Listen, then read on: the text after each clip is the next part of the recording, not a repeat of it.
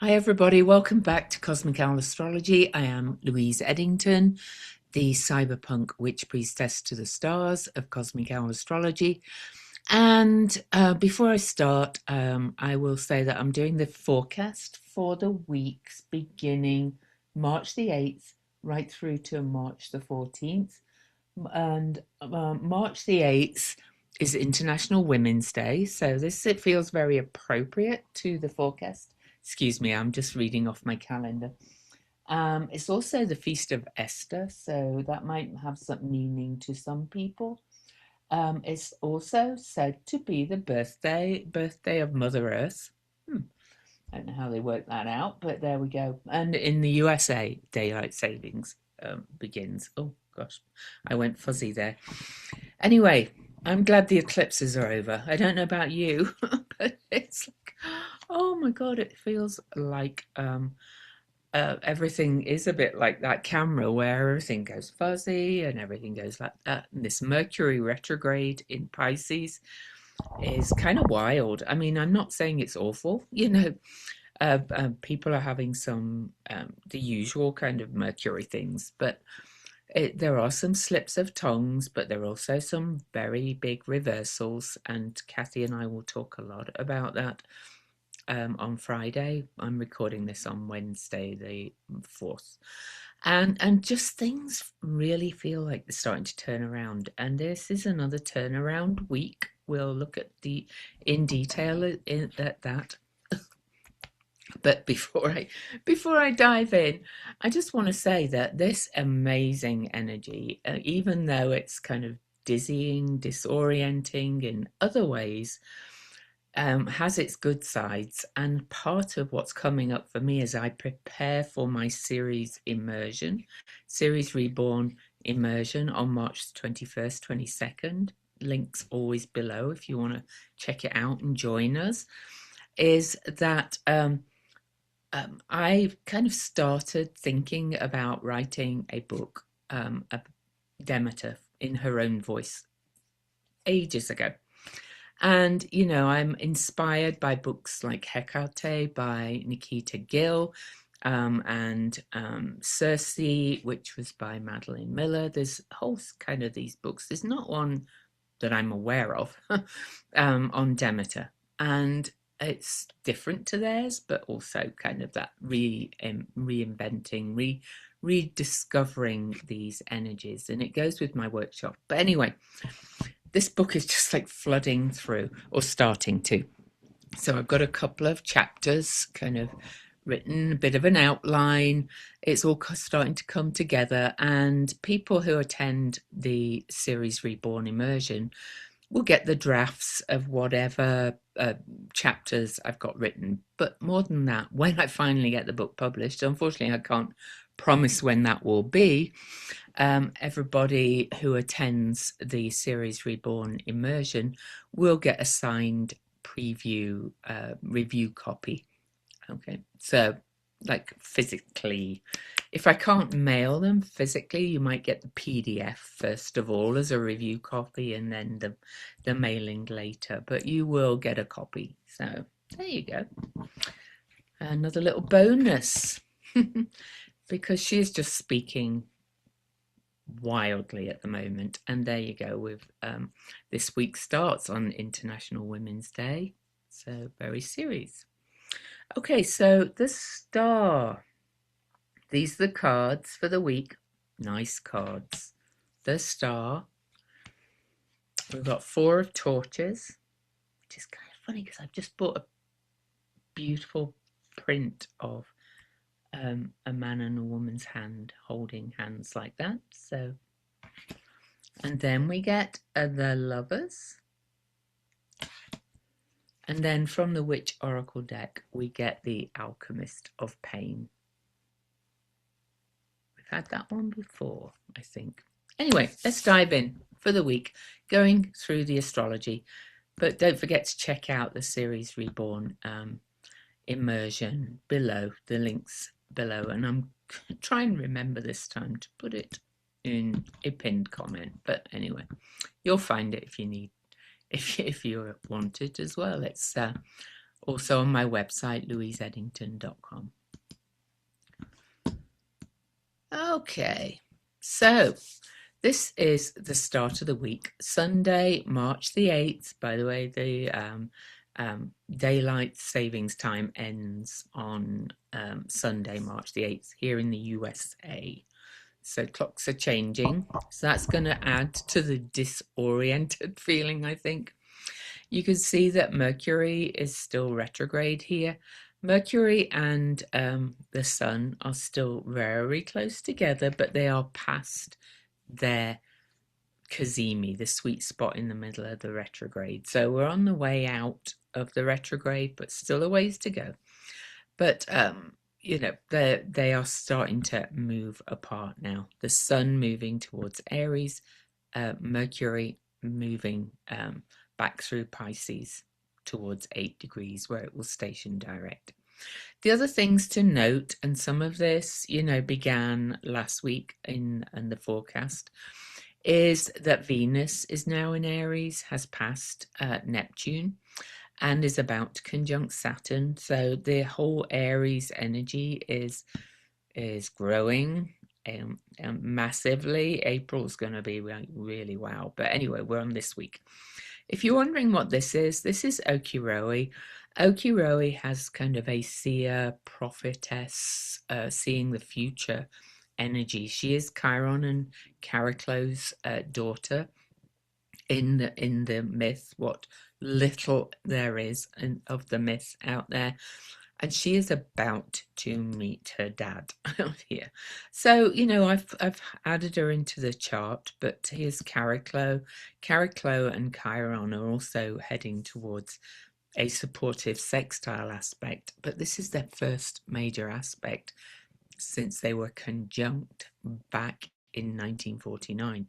So I'm thinking I'm probably going to do a whole video on that as well. But anyway, but you can see she's here in all this Aries energy. Ceres has just been over Chiron and Eris and is at 27 Aries. That means she is aspecting the galactic center, which is kind of wild because I did a breathwork session where I literally felt myself go to the galactic center, and I felt it as almost like the womb of this energy that we live in. So how's that for an International Mother's Day beginning to the week? The moon is in Scorpio. That's always very kind of deep as well, deep feeling, but also like a bit like a psychic detective. You can see into motivations and so on and so forth. So that's the start of the week. So let's dive in. First day of the week is March the 8th. I'm just going to run through the lunar aspects first of all. So the Scorpio moon, sextiles. Oh, I've got some things missing. Pholus in Capricorn. Pholus, if you remember, is that kind of the phrase for it is takes the lid off it, and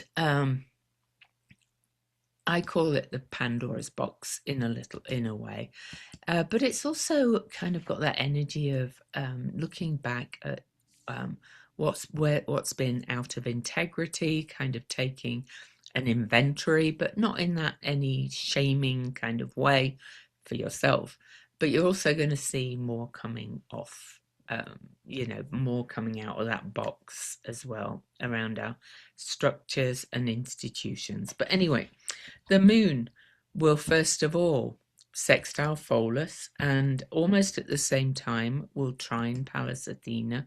So we're going to see more of what's emerging of this time of real endings, so many cycles ending. The moon will then make a really powerful water grand trine. You can see it here, but the moon will trine Jupiter, which is stationing to go direct on the 10th. So is it a very potent position?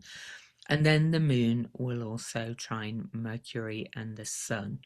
and I'm going to say Pallas Athena, all of that's included. We've got another water grand trine, which is very emotional, but also is very much about cleansing, washing away, eroding. You think about the power of the water element. And this is a temporary water grand trine because the moon is only in Scorpio for a couple of days. But it's powerful because Jupiter's stationing and Mercury is retrograde. So this is about washing away a lot of past patterns and thought patterns as well. Perhaps washing away some people from your past. It's kind of weird how these things show up sometimes, but I'm not going to tell you that story of mine right now. But then after still part of it really, the moon will trine Nessus, who has been revealing the toxicity and the abuses of power. And then the moon will also sextile Juno at that 23 mark, which is the most human of numbers. So, we're seeing everything. We're seeing how just everything, the whole structures we are, and the world order, and whatever you want to call these things, are just not serving all of the people. And the divine feminine is rising to say, no, we're not going to do that anymore, right? I've been talking about it for a long time, but this is kind of really a peak period. Now, the major aspect on March the 8th is that Venus and Saturn will meet. And I'm actually going to get that one exact. But Venus conjunct Saturn is often a big reality check. All right, so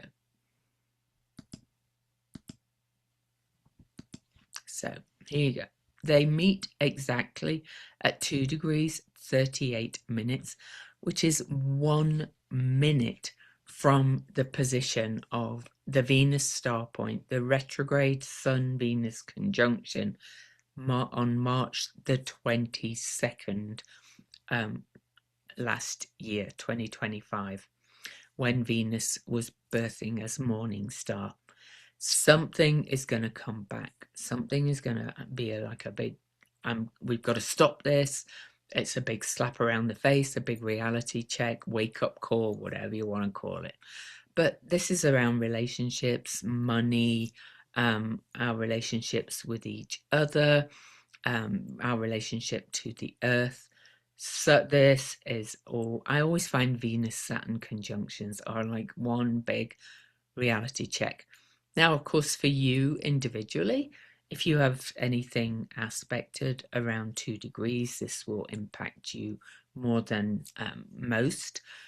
But collectively, it's going to be a big reality check anyway, because Saturn has recently moved back into Aries along with Neptune, and we're still under that Saturn-Neptune conjunction at 0 Aries, really starting a big new cycle.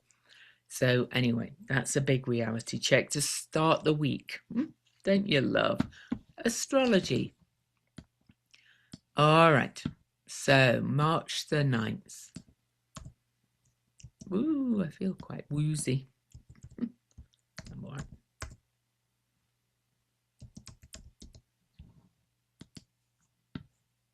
So, March the 9th, Monday.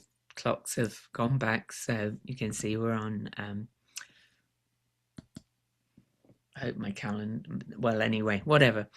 The moon it's still in Scorpio. Remember, the moon spends a couple of days in each sign. But we start the week, the working week, with the moon coming up to oppose Uranus. And that's adding to that kind of wake-up call kind of energy. But the moon will also square Vesta at the end of Scorpio to Aquarius, saying, this is your inner flame. What are you wanting to create for the future? What are your hopes and wishes for the future? And now it's time to get to work. But it's time to get to work releasing, letting go of what no longer works as well, surrendering to the flow of the bigger patterns as well, as the Piscean energy increases. But everything has yin and yang, right? And then the moon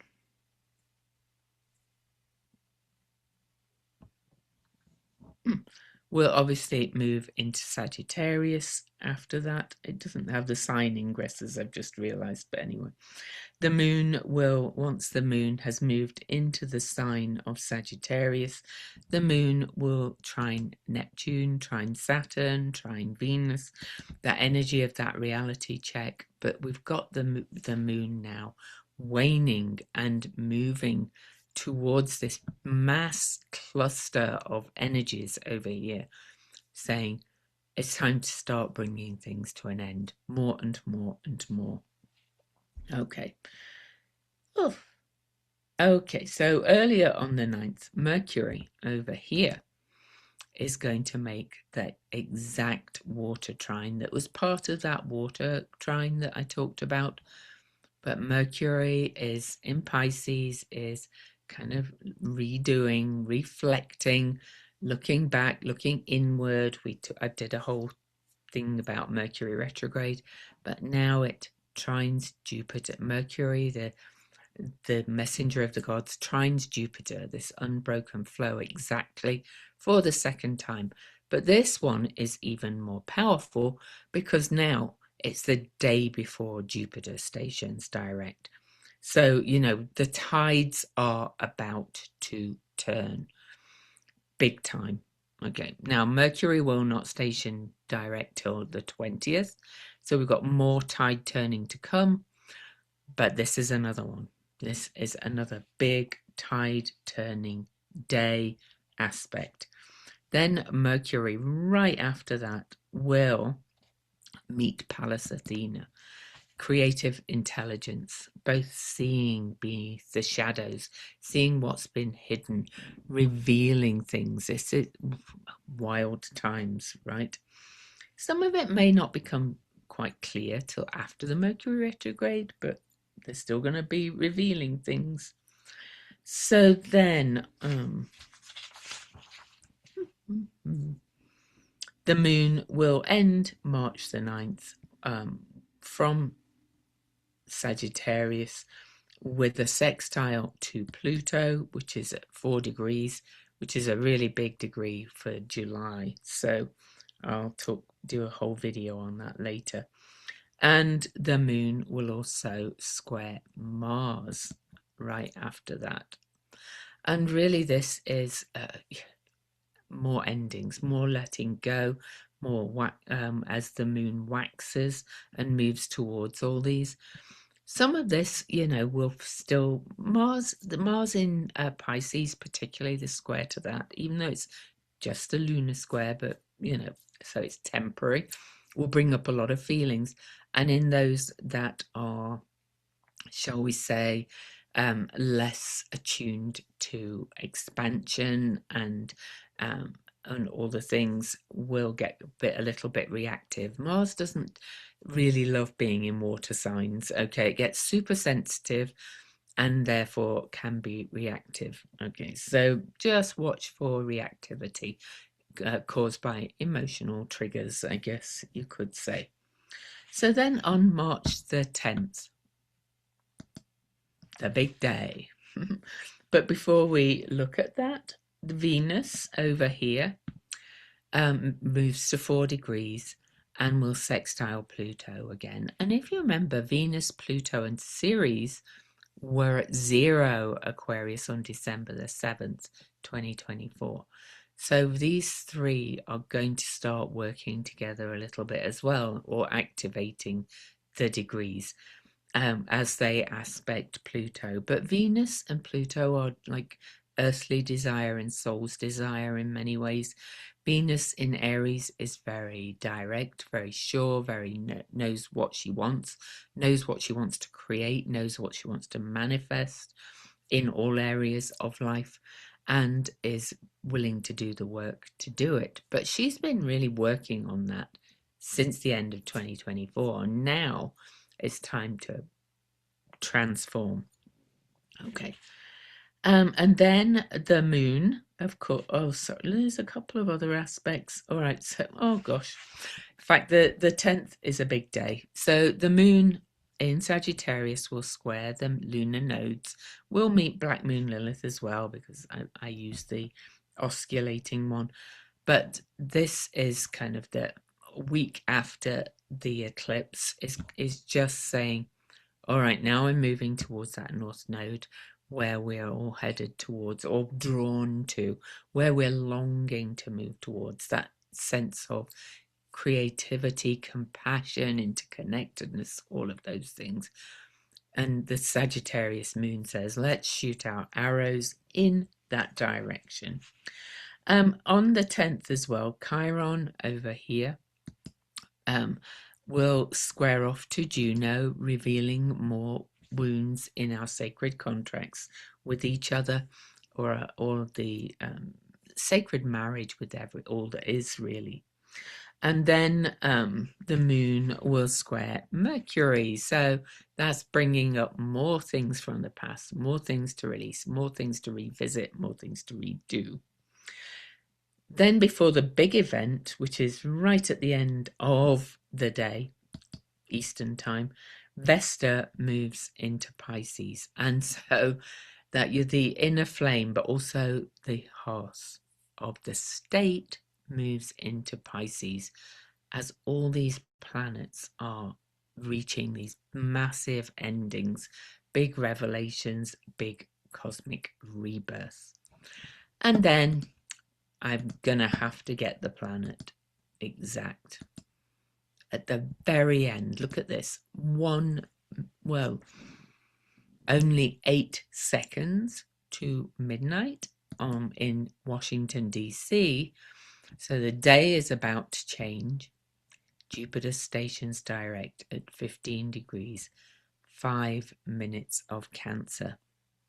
And I'm going to say that Jupiter stations direct, opposing Pholus, remember, take the lid off, Pandora's box, really stations direct, square to asteroid Lilith, talk to the hand in Aries, who is at 13 degrees, the number of the divine feminine.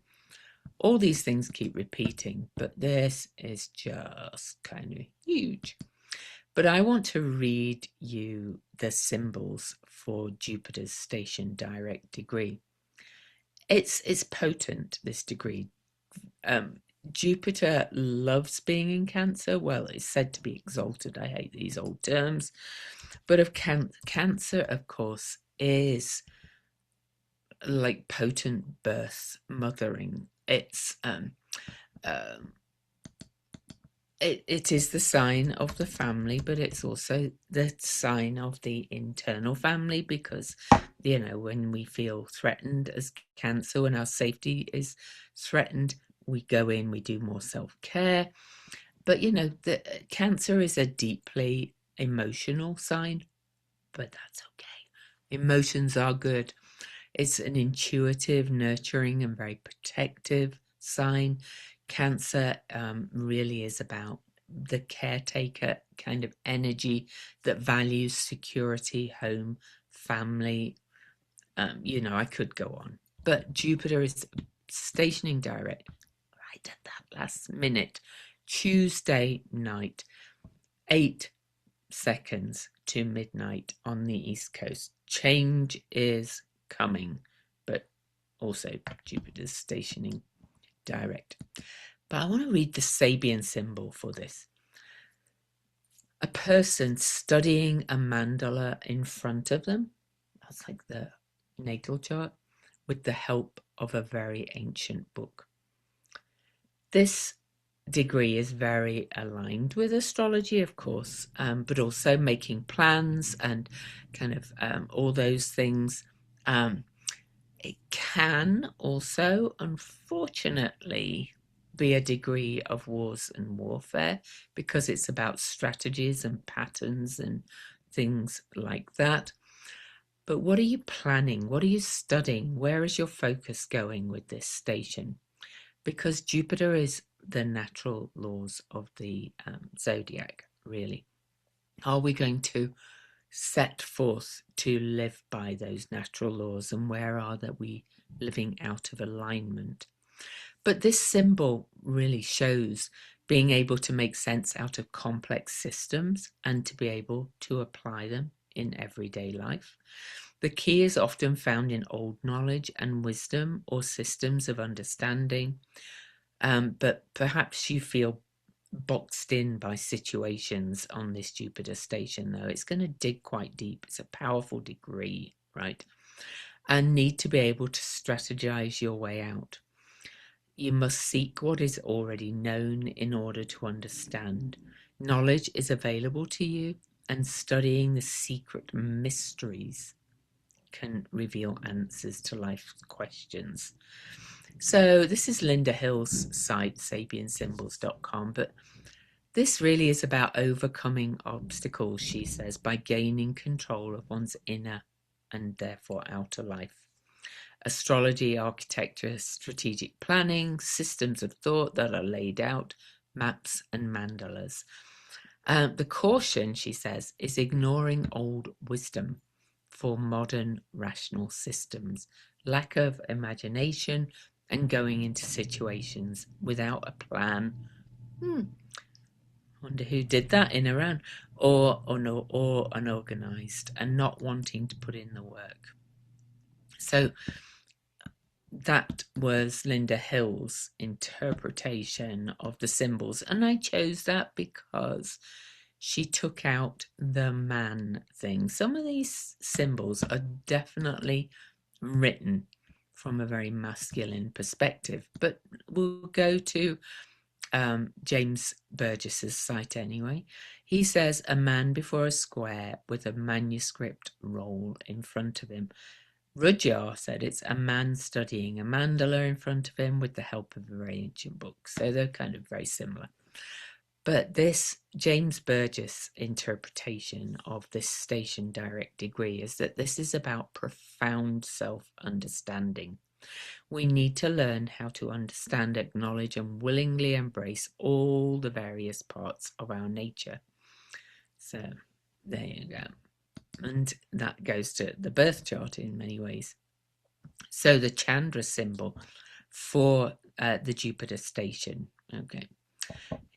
So Cancer 16, we always go up, of course. The Omega symbol is a woman dressed in immaculately clean rags. He says your outer, the outer for you carries no meaning. It's just something to be seen beyond. You are unattached to the usual and supposedly normal way of looking at things.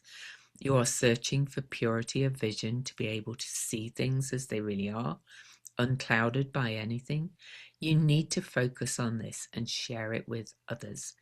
It will come in glimpses at first, but more and more steadily as you go. Okay. You're searching for purity of vision, remember, to be able to see beneath the clouds things as they really are. The Chandra symbol for this station is a skull carved out of quartz crystal. He says the rags are without style or dirt of the Omega symbol, that is. The skull also is timeless and clear. The mind attempts to allow in light to such an extent that nothing is hidden and no shadows cast. Everything passes through, nothing is held, which results in clearness, openness, and the ability to recognize the spiritual aspect in everything. Here is a very great and complete rejection of everything, the result being there is room to receive what comes in with a tremendous openness, a unique protection strategy. Okay, so I'll let you kind of read into these things what is for you. Funny that I can't get to the Elias Lonsdale's site. I do have the book, but I'm not. I do this online just to kind of tune in a different way. But I'm obviously not meant to read what Elias Lonsdale wrote about this Chandra symbol. Bear with me 1 second. Let's see if I can just spot it. And if I can't, then I'm really not meant to. Nope, I can't. So that's Jupiter stationing direct. In water sign, as a part of this water grand trine, activated by by the moon at the start of the week, the water grand trine tides are turning. All right. So, sorry, it's not 8 seconds before the end of the day. It's 8 seconds before 11:30 p.m. But never mind. It's towards the end of the day. March the 11th, Wednesday. Jupiter is still sitting at that degree. I would point out that the nodes are still at 8 degrees, which is where they've been right through the eclipses. And on to the 11th, less aspects for the day, but the sun reaches Centaur Nessus, abuses of power, toxicity and things, shining a big old light in it. And Mercury on that same day makes a sextile to Centaur Pholus. Things are really kind of being seen. People are being seen for who they are. People are being seen for how they are abusing the power and breaking the rules. You may find more bits coming up for yourself in your personal life around that, but also maybe where you've abused your power. Not to the extreme of those people out there, probably, but because as the sun actually conjuncts Nessus, though, the Sagittarius, truth-seeking Sagittarius moon squares off to both of them. So that's also the last quarter moon, which is a crisis in consciousness or crossroad moment towards the next new moon. And so this is in the signs of faith, belief, trust, all of those kind of things. So, and Jupiter is still at its station degree, and Jupiter rules the Sagittarius moon. Our very belief and faith systems are being both challenged, but also, and I don't just mean religious ones, but also we're being asked to change those. Okay, so Jupiter on the 11th, or rather the faster moving planets aspect Jupiter, because Jupiter's still at a standstill. Pallas Athena, his daughter, will make a water trine to this, and she is heading towards him because she's the faster moving object, seeking wise justice, seeking to be seen as whole. The myth is that Jupiter's daughter was, it emerged from his head fully clothed, and he treated her mother badly, as all these mythical creatures do. But she is seeking justice from the big daddies in the sky, I guess you could call it. So there you go. The moon in Sagittarius will then trine Chiron and Okiroe and Eris, and then Ceres, kind of saying, move towards taking these actions to start something that you really want to start, and also to stand strong in that Aries energy, that I am energy. Okay, so that's the 11th. Yep, on to the 12th. Oh, change it back to a day. Thursday, the 12th. Only lunar aspects on this day. Now, the moon moves into Capricorn, where it will be for a couple of days as it starts moving closer and closer towards the sun for the last new moon at 28 degrees, but we're not there this week. And the moon in Capricorn is, about the rules, the systems, the structures of all our lives in all of ways. And they're the good rules, but also the, whatever. And it's the man-made systems, structures, rules, boundaries, all of these kind of things. That's how I see Capricorn, really. But the moon is always in Capricorn for a couple of days, so it's the aspects that are important. So on Thursday, March the 12th, which is Jupiter's day, by the way, the moon will sextile Vesta, the inner flame, will square off to Neptune, Saturn, and Venus, and saying, you know, where are we going? Creating the new rules where for our relationships as this more interconnected energy. And then the moon will sextile Mars. That's rather a bit emotional one. But this is again asking us to move towards building new structures that are more aligned with where we're headed collectively. And finally, the moon will sextile aspect of opportunity, Mercury, which is still retrograde, still making me go with the tongue apparently, but also will bring out more reflection, redoing, all that kind of energy around those structures as we reach the end of Empire. Not this week, but we're getting there. March the 13th. Friday, Venus Day, Friday the 13th. Oh, yes, I love Friday the 13th. Do we have many aspects? I'm just checking. Well, we have one big one.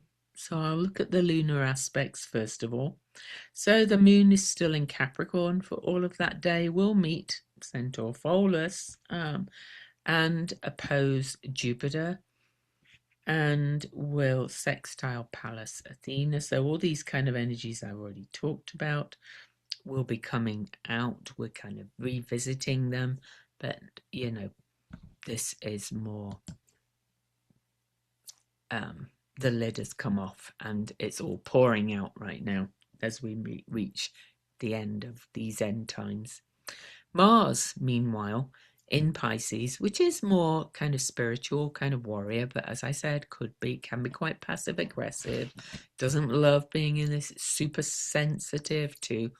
So you choose how you embody this. I choose spiritual warrior, but Mars will reach the North Node, which is still at the place it's been through the eclipses.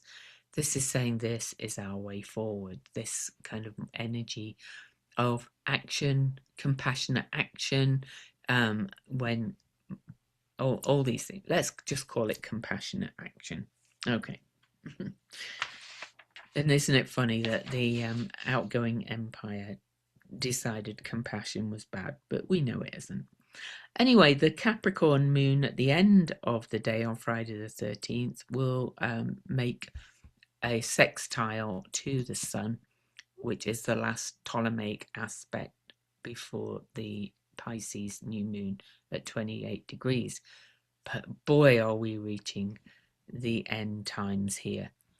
So I've talked about all these cycles ending over and over again, and then new cycles will beginning in Aries. We've just had Venus-Saturn cycle begin. We had Venus-Neptune cycle begin. We've had Saturn-Neptune cycle begin.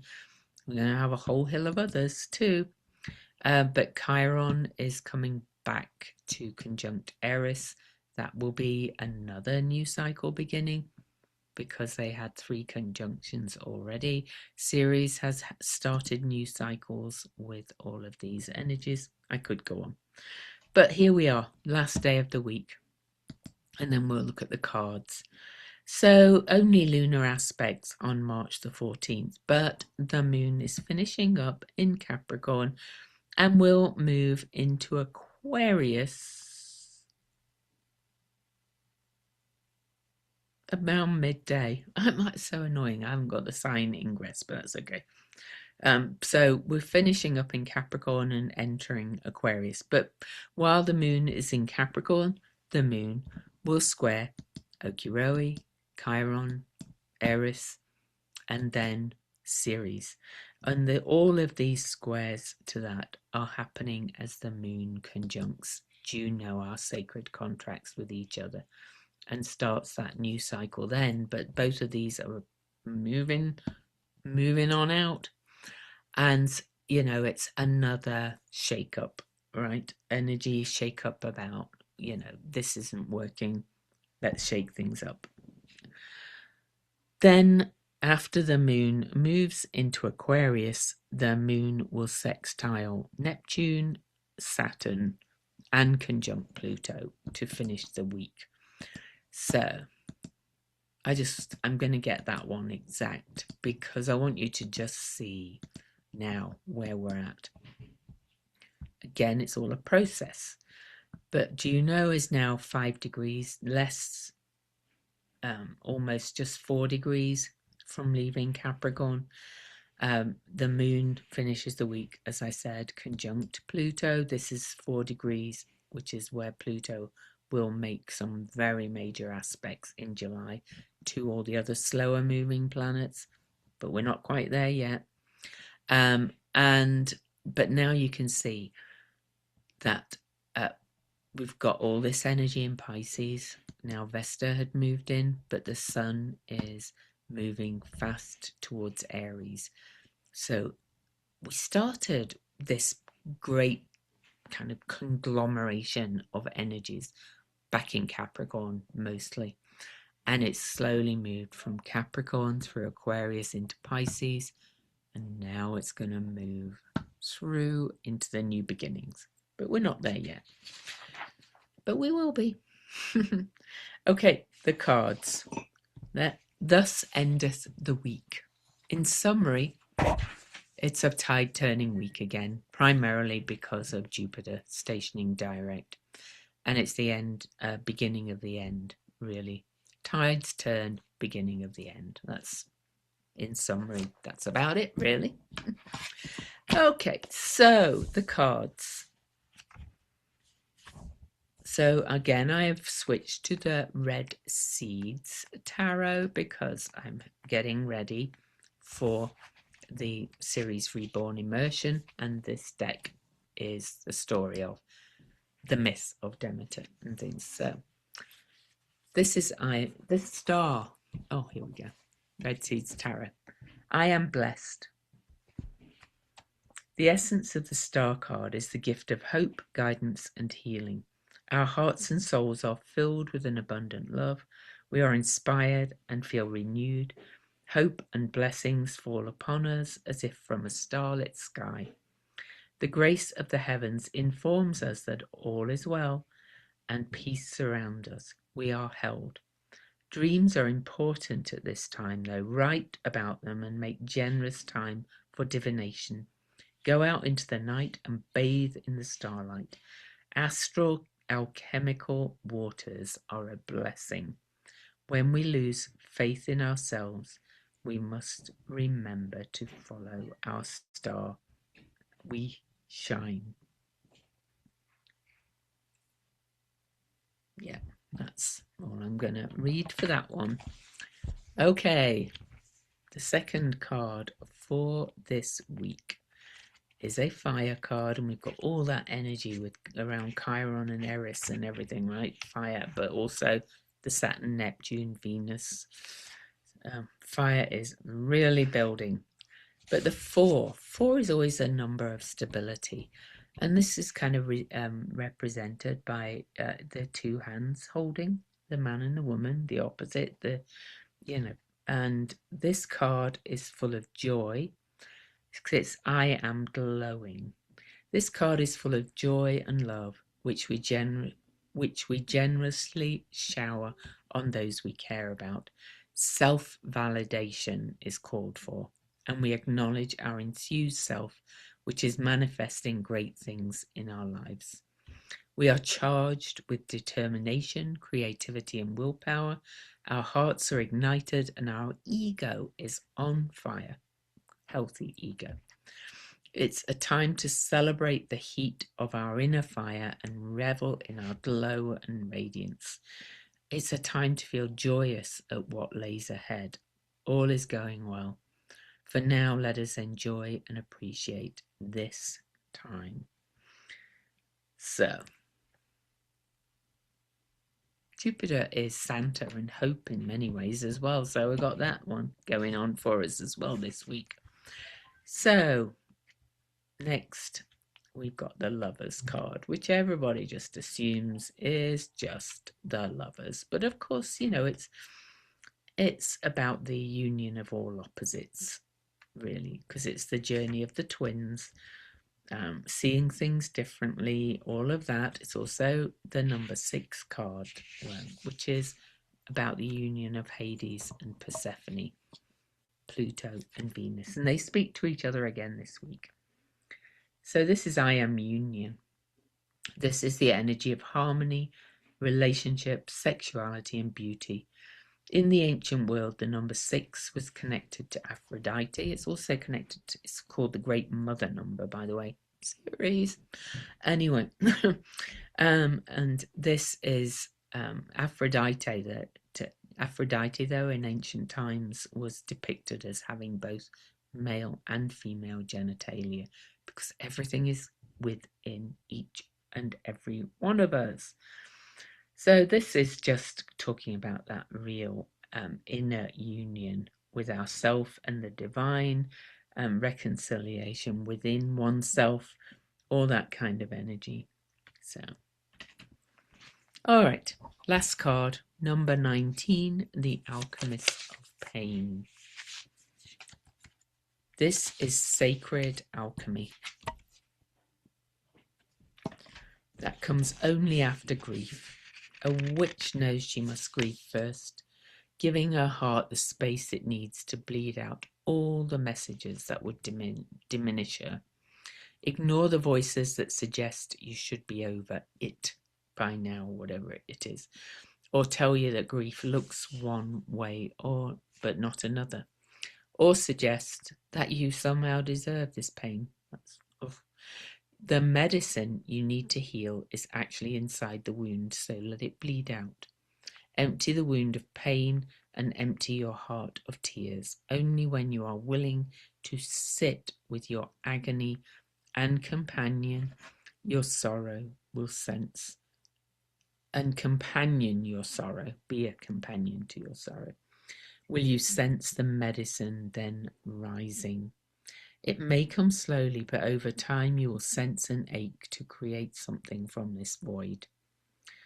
A witch rises when she answers the call to alchemize her pain into a creative offering. This is your time to grieve, witch, and heal.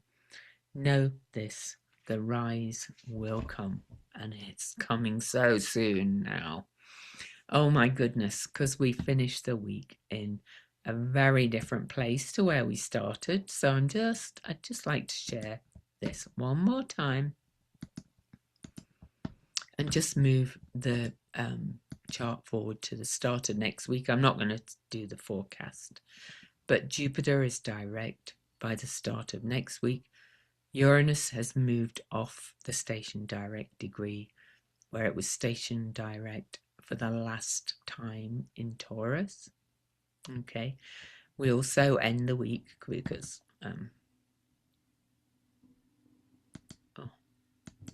let me put the earlier time in.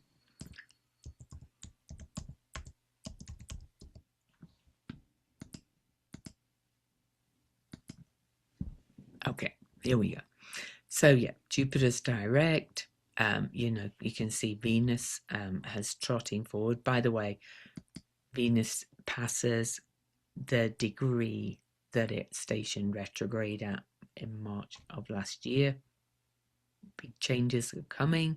Ceres, the Great Mother, is about to re-enter Taurus, the sign she was discovered in, and the sign I find her most connected to. The Great Mother Earth in the most earthly of signs. Just amazing. So don't forget to check out my Ceres Reborn Immersion, because she really is being reborn and found as a personal planet that is so important. In my Spiral Codex community, we had a call earlier today as I record this on March the 4th, and we did look at some Ceres activations in one of the members' mother's passing chart, but we looked at the family connections really around it, and what it, these cycles of birth, life, and death do bring up for us in so many ways. And this is why I see Venus, Pluto, and Ceres as really kind of working together, the three of them, as Demeter, Persephone, and Hades, which myth was written just by, patriarchy. But anyway, this is about inner union, really, with the mind, body, spirit, the underworld, the